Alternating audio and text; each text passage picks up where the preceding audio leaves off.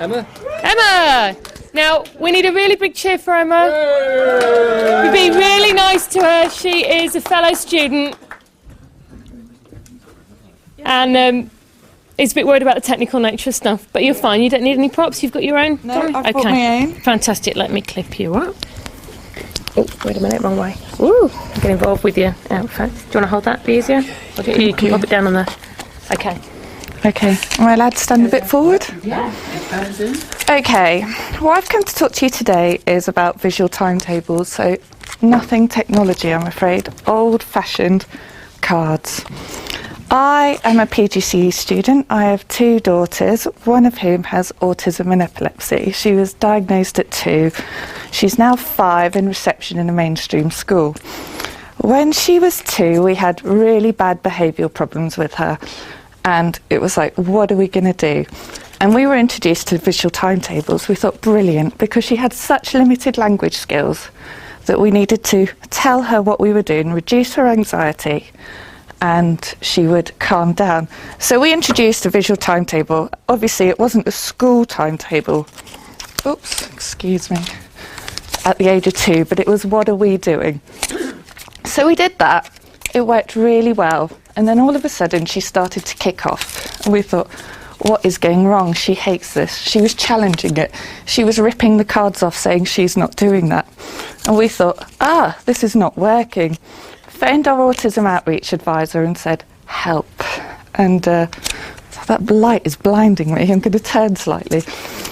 And she said what she's doing is she's testing to see if it's safe, if it's really real. So she's challenging us. She wants security in it. So she said, we have to pursue it, we have to stick with it, make her do it, and she will gain a lot of security from it. So what we did, we gave her a choice. So when she was really nervous, we'd give her 2 cards and we'd say, which one do you want? This one or this one, but you're doing both of them. And she would choose the order. So gave her some more control. So it'd be sort of breakfast, brush her teeth, she can watch this and do some colouring. Did it fine. So she had some choice in it. And then, what was I going to say? Yeah, we made her enforce it. So even if she really didn't want to do something, we were like, you have to do this, even for 2 minutes. Pick up a pen, do a bit of colouring, down, so that she could see the sequence, and that's what we've done. So we enforced it. As she calmed down, she realised that she was doing that visual timetable. No questions about it. She relaxed once she calmed down, and she knew that it was going to be a thing. Once she was secure in that timetable, she knew, she trusted us that that was going to happen. We were then able to teach with it.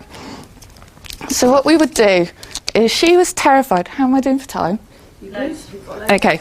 She was terrified of Sainsbury's. Too many sensory things going on, smells, colours, loads of people, noises at the tills, hated it. She loved Peppa Pig, so what we would do is we broke down going to Sainsbury's. So on the timetable we would literally have get up, breakfast, go to Sainsbury's. We took that one Sainsbury's card and we broke it down into loads of tiny little steps. So it was go in the car, get out of the car, get a trolley, go in through the door. We knew she loved chocolate, we knew she loved Peppa Pig. So we would go to the kiosk through the front door and we would have Peppa Pig card, chocolate and back out. And she was like, ooh, actually I quite like going to Sainsbury's because I get Peppa Pig magazine and chocolate. We built it up. We did that 3 or 4 times. Then we did Peppa Pig, chocolate, and we went a bit further in the store and got some apples. She was like, not too sure about this, not too sure about this, but I'm getting my Peppa Pig. All right then. Eventually, after 12 weeks of doing that, we were able to do nearly a full trolley load of shopping, going all the way round. And that is the power of these timetables. But we would have everything listed, and she made it round a supermarket, which for my daughter was a huge achievement. And now, with these timetables, once they are secure that they know they have to do it, they really do learn from them, and they're such an amazingly powerful tool. From that, she was terrified to get into a bath. She was terrified of water. We used to have to put her in the bath and she would stand with the water up to her ankles.